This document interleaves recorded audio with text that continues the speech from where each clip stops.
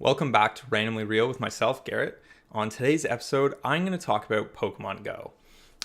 Tomorrow is Go Fest, the 22nd of July, and we just bypassed the first year anniversary of Pokemon Go. And I mean, what an incredible game! A new platform, the AR alternate reality, for a mobile game to go so big, so crazy, so worldwide.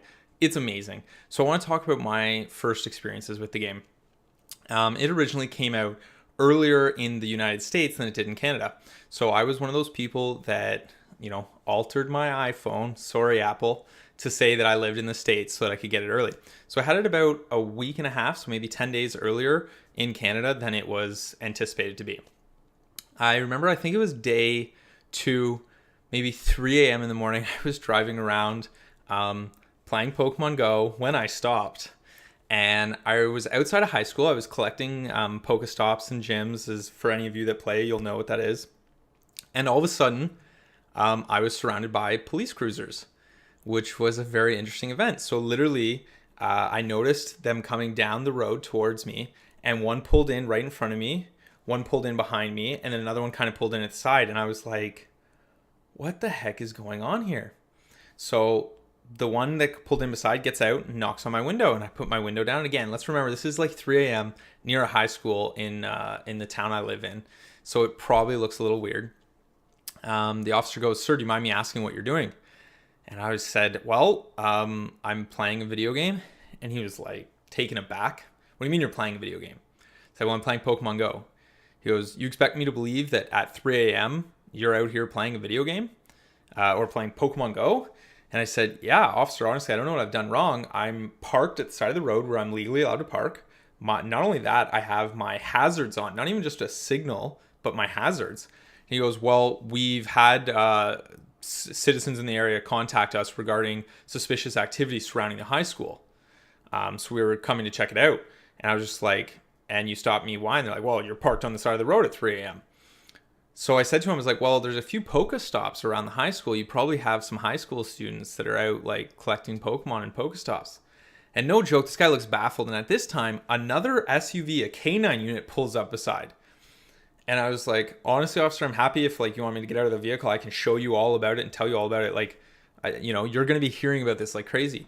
So no joke, I spent the next maybe 15, 20 minutes explaining to 6 police officers what Pokemon Go was.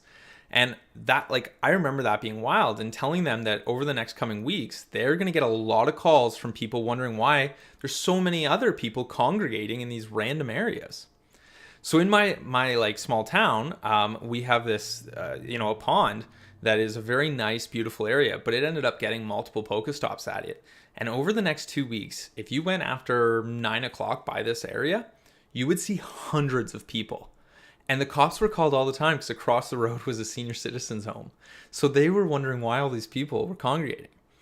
I remember the best part of it was one day I went and stopped there, and I saw 3 seniors sitting on one of the benches, and they're all looking at their phones. And I realized when I saw one of them going, and that they were all playing Pokemon Go.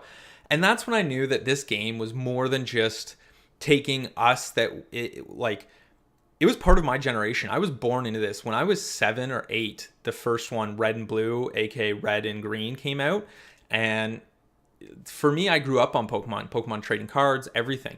So it was more than something that just brought people that were born into it, or that it was their generational item or fad or whatever you want to call it.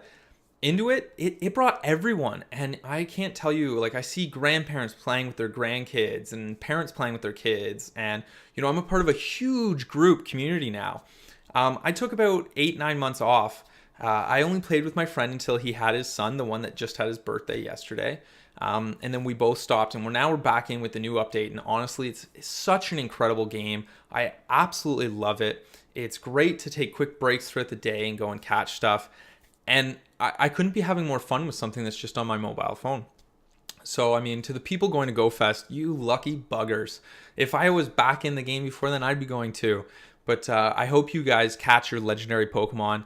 And I'll probably do another video on Sunday about Pokemon Go because there's so much to talk about. But I'm in love with it. I think it's a phenomenal game. I love seeing, boyfriends, girlfriends, husbands, wives, kids, playing with their parents. I think it's awesome, and it really does bring a community together. And I've read so many incredible stories about people that it's changed their lives for the better. So to the Pokemon Company and Niantic, thank you so much for creating such an incredible game. And to those of you that are watching this, thank you for watching Randomly Real. Have an awesome day.